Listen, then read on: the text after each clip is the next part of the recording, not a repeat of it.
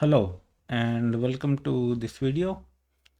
Before we begin this video, a special welcome to all new people who are watching this video on my channel. Make sure that you subscribe to the channel to get benefit from more videos, and you would want to press the bell icon to get notification about new videos so that you can continue watching and getting benefit from my videos.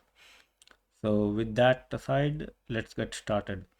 As I said in previous video, we will study Dijkstra's shortest path algorithm. So Dijkstra's shortest path algorithm goes like this. So given a graph, we create a shortest path tree set, which is typically an empty array, which will track the vertices in the shortest path tree.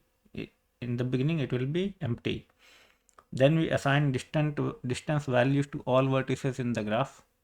Initially, distance values are infinite except the distance of source from itself, which is initialized to 0.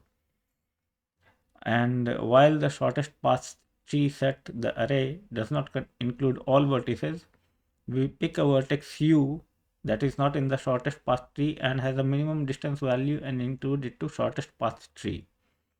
We update the distance value of all adjacent vertices of u. And then for every adjacent vertex v, if the sum of distance value of u from the source and weight of edge uv is less than the distance value of v, then we update the distance value of v.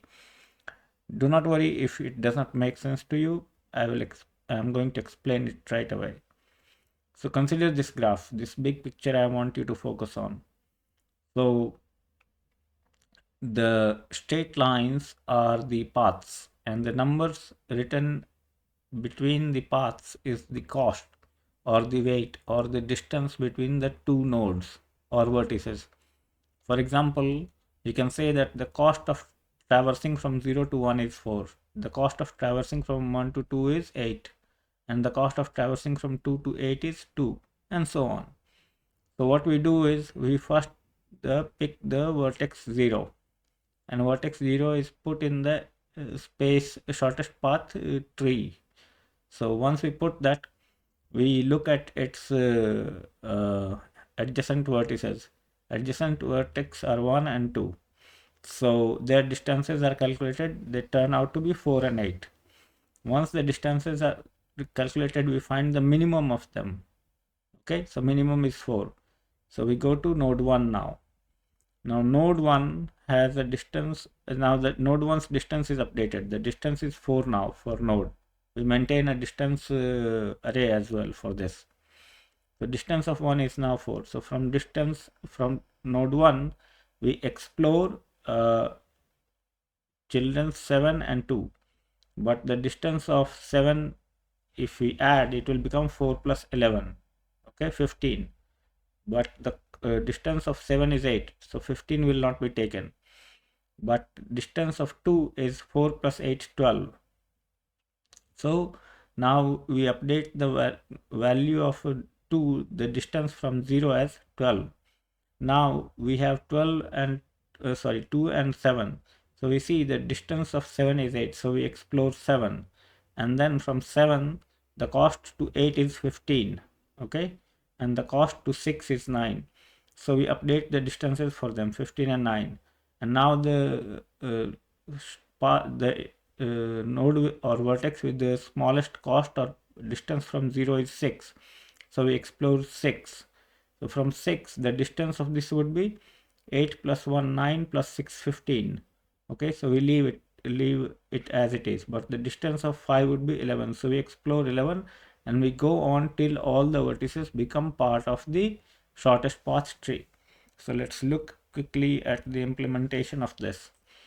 So in this case, I have a predefined vertex with 9 nodes. So this is the adjacency matrix representation.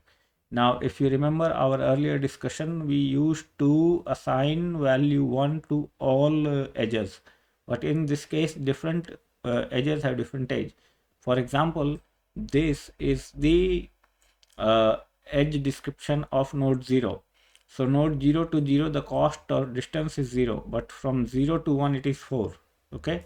And from 0 to 7, it is 8. Rest are 0. Now as the distance from 0 to 1 is 4, so for node 1 the distance would be 4 as well, and from 7 node 0 distance would be 8. This is the 7th node, or 8th if you are 1 indexing. In 0 index it is the 7th node, so this would be 8. So this represents this edge and this represents this edge. So similarly we have this adjacency matrix representation of the entire graph. I have named it weight, and we include Dijkstra's .h, which includes the header files required for this program: stdio.h, limits.h, stdbool.h. Max node is 9. Member, if it is member of shortest path tree, it is 1, otherwise it is 0. And the Dijkstra function implements the core logic of the code. So it takes the weight array and it takes an integer. That is where to start from. That is the source node. So if you look at the source code, it takes the graph, it takes the source. We create two arrays, one for minimum distance, one for shortest path tree. So initially it is initial minimum distance is initialized with int max, and spt set is set to false, and we set the minimum distance of source to itself to 0. Then we start the first outer loop. Now in the first outer loop we compute the minimum distance of this. So clearly this, in the beginning, this will clearly return you because the distance is 0 for it, and for other nodes distance is int max. So definitely this is guaranteed to give us node 0. Once we have node 0, we iterate again and we check that if it is not in spt set, that is this is false, an edge exists, okay, from u to v, and the minimum distance of u is not int max, and the weight of path from source to v through u is smaller than the current value of v. Then we update v with minimum distance of u plus weight of uv. This is essentially, let me put on this. This is essentially what we are doing is that when we reach node 1, we see that its cost is cost to node 0 and cost to node distance between these two nodes, that is 0 plus 4. So the weight of node 1 will become 4 in this code. That is the analogy you have to draw.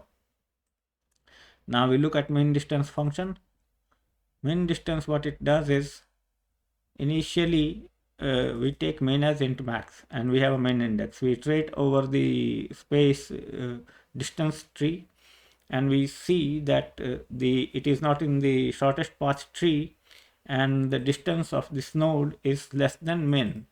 So remember, initially source would be min, so it will give us the source, and min index will become source, and we return that, and so on. It will continue for all the nodes of the Dijkstra algorithm. So this is the core logic of this. So if you understand the graph, this graph, then you can very easily understand this code. The core logic is explained here, and so now we will see a sample run for this. So cd shortest path, let's go to the code, plus cd Dijkstra, and we have the files here. I have already compiled and tested it, so we compile it and we run it. So if you see the main file, I have started from node 0. Let's start from 0. No, I started from node 2. So let's start from 0. So from 0 to 0, the cost is 0. From 0 to 1, it is 4. From 0 to 2, it is 12. From 0 to 3, 19. From 0 to 4, 21. 0 to 5, 11. 0 to 6, 9. 0 to 7, 8. And 0 to 8, 14. So you can substitute this with any node and compute this. So from 4 to 0, it would be 0. And 4 to 1, it would be 22. And 4 to 2 is 14. 4 to 3 is 9. 4 to 5 is 10, and so on. So you can verify these values from this diagram, which I have shown here, and you will find that this is the correct value computed by this algorithm. So with this, we come to the end of adjacency matrix solution of Dijkstra's shortest path algorithm. In the next video, we will look at adjacency list shortest path calculation of Dijkstra's algorithm. This is a very famous algorithm, and it is very important if you are going to attend an interview or for your exams. It's very important. So make sure you understand the concepts or this diagram which I have shown. If you understand this, you will always be able to implement your code. Unless you understand this, how this goes, you will not be able to understand the implementation. So with this, I come to the end of this video, and I hope that you find this video useful and informative.